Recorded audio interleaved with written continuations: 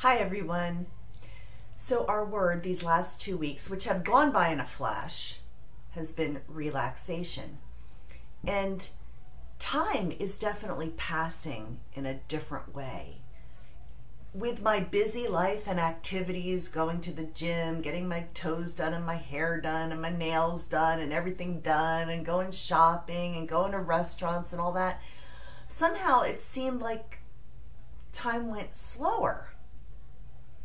But here it is 2 weeks later, and I'm thinking about the word relaxation, and gosh, you think, what else is there to do? You can't leave your house. But I realized my greatest struggle hasn't been acts of relaxation, like laying horizontally.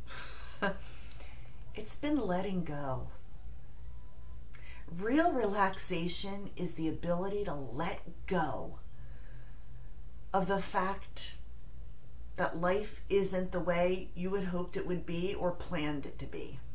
I had big plans and hopes for 2020, and while there's a good part of me that still believes I'm going to have a great year, it's not the year as I envisioned it in my mind.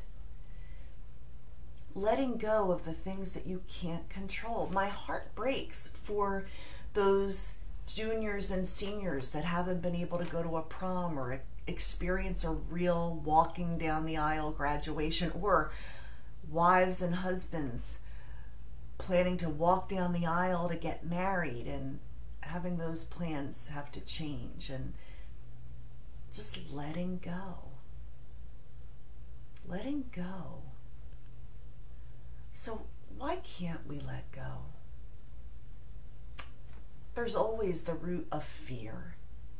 And yet fear and holding on tightly really never helps anything. And one of the things my Mark always says is, if it would help, I'd do it.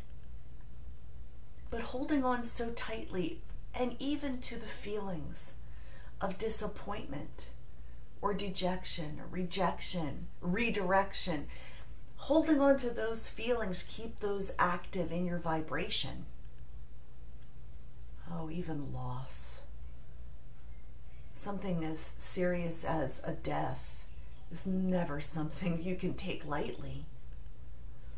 But to be able to let go and let God, to let go and trust in the goodness of the universe and life, and that it is the cycle of life, even though sometimes it seems so unfair. Boy, isn't part of growing up just realizing that life isn't fair?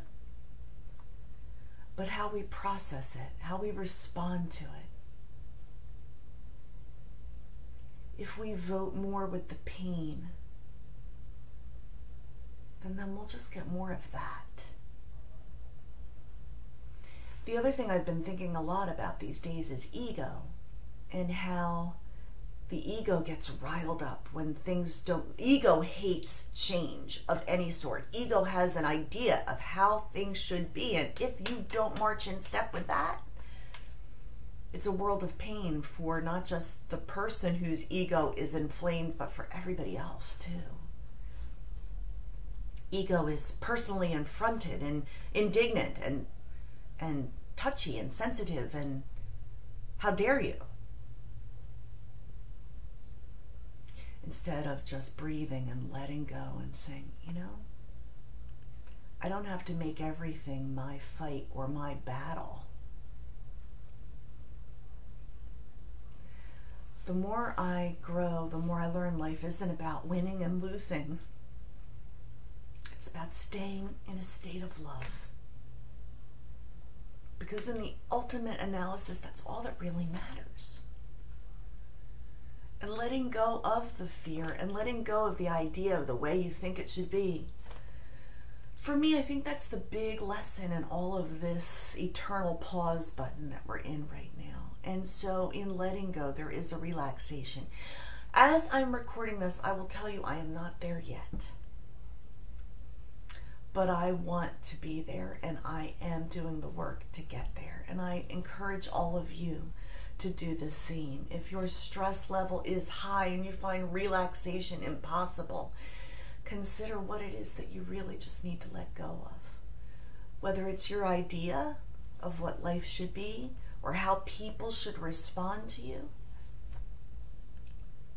or the fear that grips you, it's so worth letting go of.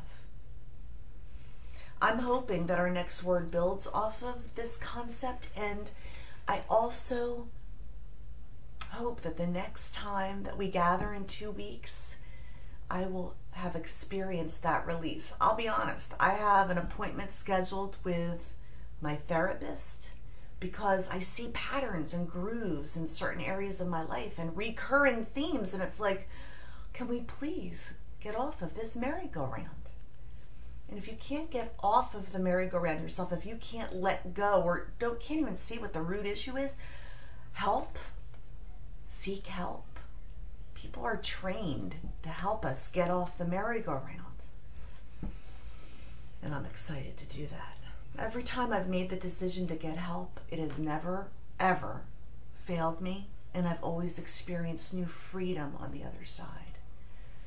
So I'm excited about sharing that with you next time we get together. But until then, I'm asking for the next word to build off of as we continue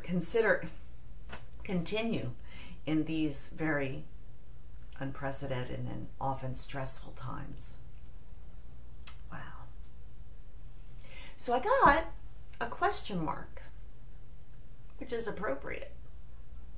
Question mark, when we pick it, means you can make it whatever you want it to be. And so that really is putting it on all of us.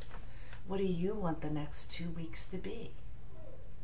Because how you frame it is how you'll see it. How you choose to perceive things is how they will actually be. We've got a blank slate for the next 2 weeks.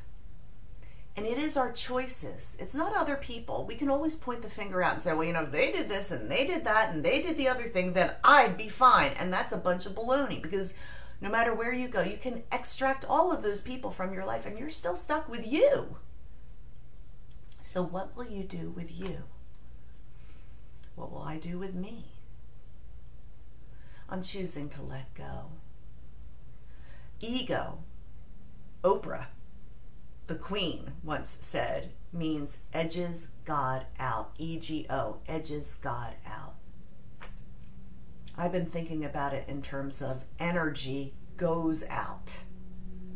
My positive energy, the energy that comes from source, goes right out the window when my ego is all riled up. But I've been thinking about what's behind ego. And I think it's some deep hurts that affected our ability to feel good about ourselves and know our worth and value.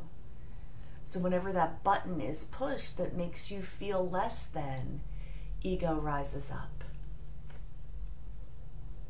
So these are some really deep things to chew on. I hope your question mark turns into an exclamation point as you say, wow, that was a great 2 weeks, because I created it that way.